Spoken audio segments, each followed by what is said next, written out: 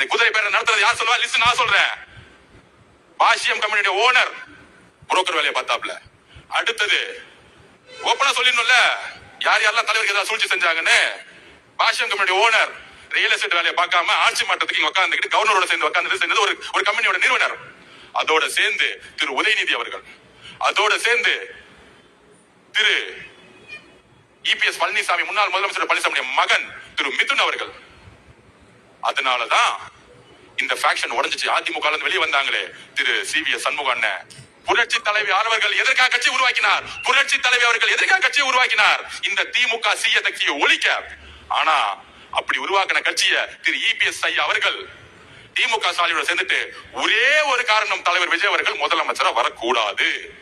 எந்த கொள்கையும் கிடையாது, குறிக்கோளும் கிடையாது, கிட்ட மதசார்பற்ற கொள்கையா. இதை சொன்னது திரு பேபி அவர்கள், மார்க்சிஸ்ட் கம்யூனிஸ்டோட தலைவர். நாங்கள் ஆதரவு கொடுக்கவில்லை என்றால் திமுகவும் அதிமுகவும் பிஜேபியும் சேர்ந்து இங்கு ஒரு ஆட்சியை உருவாக்கும், அதற்கு நாங்கள் கடுமையாக ஏற்று நிற்போம். சொன்னது திரு பேபி அவர்கள், சொன்னது காங்கிரஸ், சொன்னது பிசிகே. ஆதவாஜி நான் சொன்ன மாதிரி உண்மைதான். ஆனா கரெக்டா சொன்னீங்க.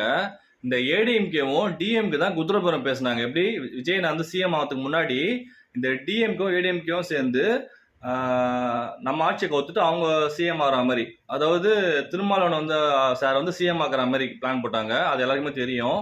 இவங்க தான் குதிரைபுரம் பேசினாங்க.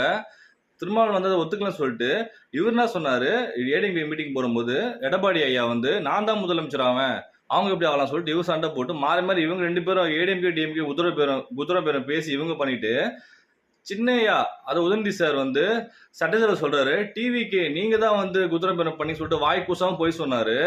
குதிரை பேசுறது கேங் வந்து டிஎம்கே தான், ஏடிஎம்கே தான். சரியா, எங்களது வந்து தூய ஆட்சி, உங்களுக்கு தான் தீய சக்தி. சரியா, தீய சக்தி கூட்டம் தான் எப்பவுமே இப்படிதான் உருப்படாம இருக்கும்.